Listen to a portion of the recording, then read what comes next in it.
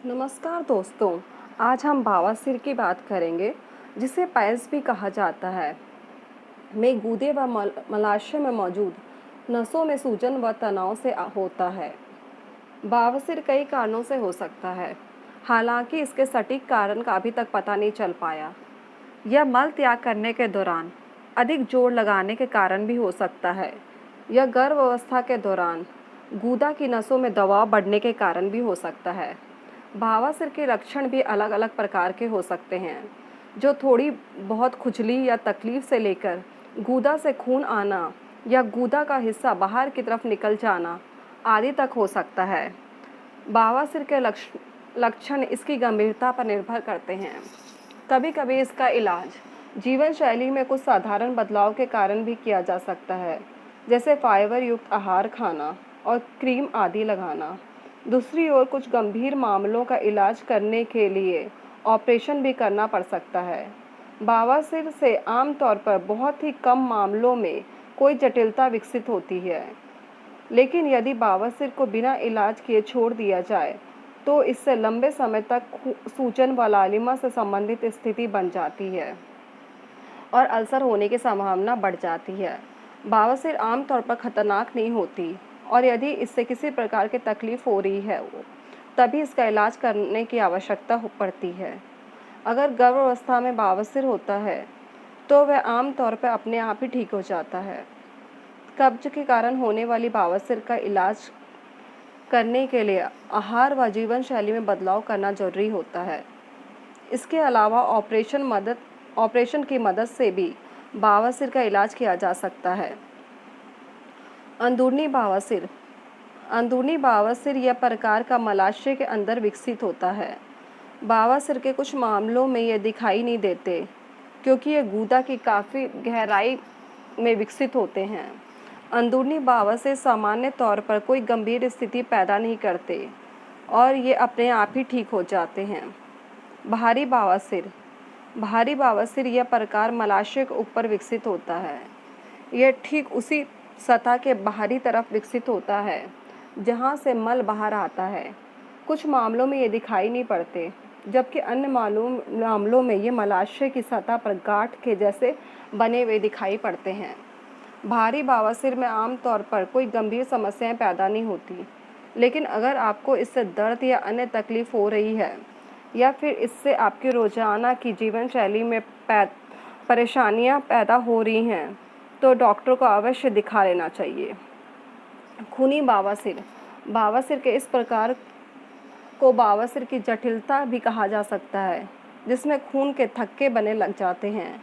यह खून के थक्के बाहरी व अंदरूनी दोनों प्रकार के बवासीर में विकसित हो सकते हैं। बवासीर के लक्षण: दर्दनाक मल त्याग, जिससे मलाशय या गूदा को चोट पहुंच सकती है। मल त्याग के दौरान ब्लीडिंग होना, गूदा से एक बलगम जैसे स्राव निकलना, गूदा के पास एक दर्दनाक सूजन या गांठ या मस्से का होना, गूदा क्षेत्र में खुजली जो लगातार या रुक रुक कर हो सकती है। बवासीर होने के कारण गूदा के चारों तरफ की नसों में दबाव आने के कारण उसमें खिंचाव आ जाता है, जिससे उसमें सूजन आ जाती है या वे उभर जाती हैं।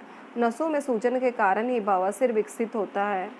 मलाशय के निचले हिस्से में निम्न कारणों से बदलाव बढ़ता है: मल त्याग करने के दौरान जोर लगाना, लंबे समय से दस्त या कब्ज होना, टॉयलेट में अधिक लंबे समय से बैठे रहना।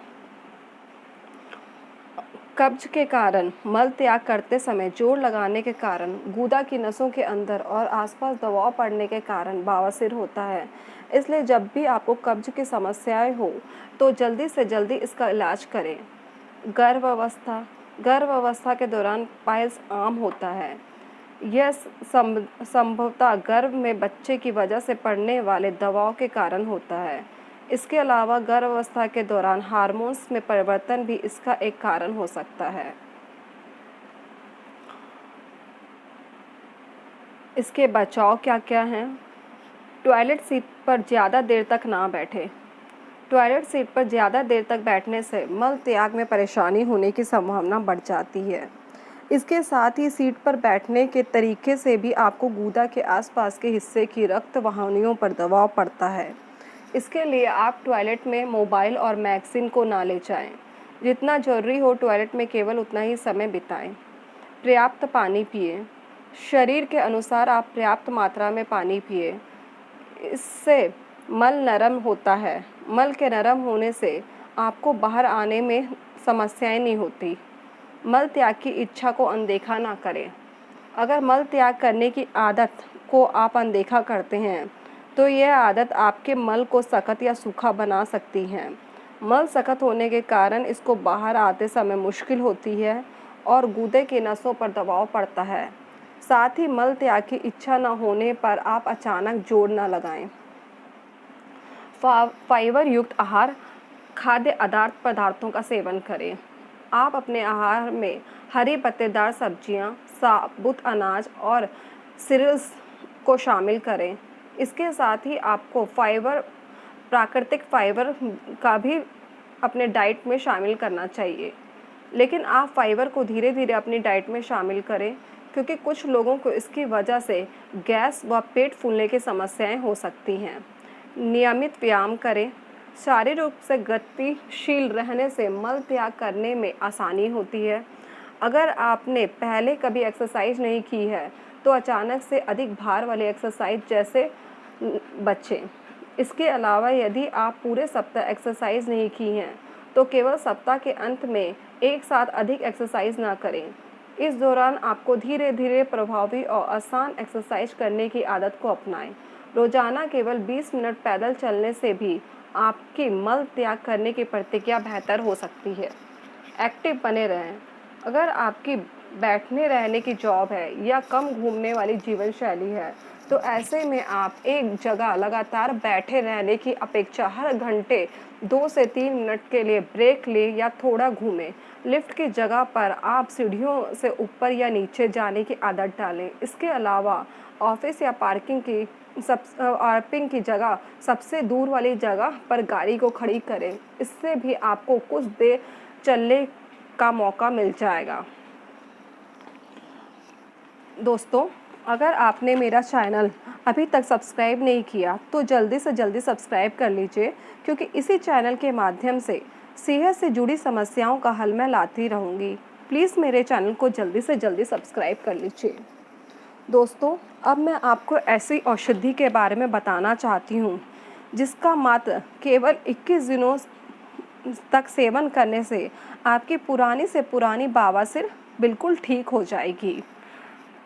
अब मैं उसका नाम बताना चाहती हूँ। औषधि का नाम है बवासीर। जिसको बवासीर की शिकायत है वे भृंगराज की ताज़ी पत्तियाँ व कोमल डंठलों को सुखाकर क्वाथ बना लें। 50 ग्राम क्वाथ व 20 ग्राम काली मिर्च को पीसकर सुबह खाली पेट इसका सेवन करें और आधे घंटे तक कुछ ना खाएं। इसका सेवन लगातार 21 दिनों तक करें। 21 दिनों के प्रयोग से आपकी पुरानी से पुरानी बवासीर ठीक हो जाएगी। दोस्तों, मैं फिर दोबारा इस औषधि का नाम बताना चाहती हूँ। इस औषधि का नाम है भृंगराज। दोस्तों, आपको अगर बवासीर है तो एक बार भृंगराज का प्रयोग करके ज़रूर देखें। अगर डॉक्टरों ने आपको ऑपरेशन के लिए कह दिया है तो पहले आप 21 दिनों तक भृंगराज का प्रयोग करके देखें। आपकी पुरानी से पुरानी बवासीर ठीक हो जाएगी। बवासीर के लिए मैं कुछ आपको टिप्स भी देना चाहती हूँ। जैसे बवासीर में आप अपने खान पीन आहार का विशेष ध्यान दें। आपके पेट में जो भी समस्याएं होती हैं उसका प्रत्यक्ष और हानिकारक प्रभाव बवासीर की समस्याएं पर हो सकता है। इसलिए उचित आहार का सेवन बवासीर की समस्याओं से छुटकारा दिलाने में मदद कर सकता है और अनुचित आहार का सेवन आपकी बवासीर की समस्याओं को और बढ़ा सकता है। जो उचित भोजन खाएं और बवासीर की समस्याओं से छुटकारा पाएं। क्या खाना चाहिए? उस भोजन को खाएं जिसमें फाइबर हो और आसानी से पच जाए, जैसे ओट्स, मक्का, गेहूं आदि। इससे आपको बवासीर में बहुत मदद मिलेगी। इसके अलावा अंजीर, पपीता, केले, जामुन, सेब और हरी पत्तेदार सब्जियों का सेवन करें जो आंत के लिए बहुत ही अच्छी होती हैं। सूखे मेवे जैसे बादाम और अखरोट आदि और ऐसे खाद्य पदार्थ जो लोहे से बने हों उनका सेवन अपनी स्थिति के अनुकूल करें। प्याज, अदरक और लहसुन भी बवासीर के इलाज में बहुत ही फ़ायदेमंद होती हैं। शौच को मुलायम रखने के लिए द्रव पदार्थ का अधिक सेवन करें। क्या नहीं खाना चाहिए?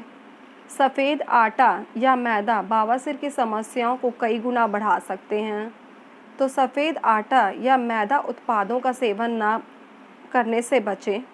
जंक फूड, धूम्रपान और शराब का सेवन ना करें। दूध के उत्पाद कब्ज की समस्याओं को बढ़ा सकते हैं, जिससे बवासीर की स्थिति और ख़राब हो सकती है, तो डेयरी उत्पाद के सेवन से बचें। तेल, मसालेदार और बाज़ार में बिकने वाले तैयार खाद्य पदार्थ बवासीर के लिए हानिकारक होते हैं, इसके सेवन से बचें।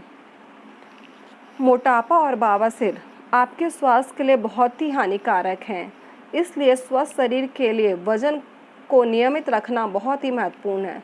स्वस्थ शरीर के लिए वज़न को नियमित रखने के अलावा कुछ योग आसन जैसे भुजंग आसन, धनुरासन, श्वासन आदि बवासीर के लक्षणों को कम करने में बेहद फ़ायदेमंद होते हैं। स्टीम बाथ या हिप बाथ बवासीर से राहत और घावों को ठीक करने में बेहद फ़ायदेमंद है। अच्छे परिणाम के लिए गुनगुने पानी में सेंधा नमक डालकर कम से कम 10 मिनट के लिए उस पानी में पूरी तरह से अपने कुल्हों को डुबोकर रखें। दर्द और सूजन को कम करने के लिए स्नान से पहले पेट पर गुल मेहंदी के तेल से मालिश करें। लंबे समय तक बैठने से बचें। बैठने के लिए कठोर सीट की बजाय नरम और आरामदायक सीट का उपयोग करें। योगा आसन और ध्यान का अभ्यास करें और शांत और खुश रहें, क्योंकि तनाव बवासीर की समस्याओं को बढ़ाती है। दोस्तों, अगर आपको मेरा ये वीडियो पसंद आया तो प्लीज़ मेरे इस वीडियो को लाइक और शेयर करना ना भूलें। फिर मिलेंगे अगले वीडियो में। धन्यवाद।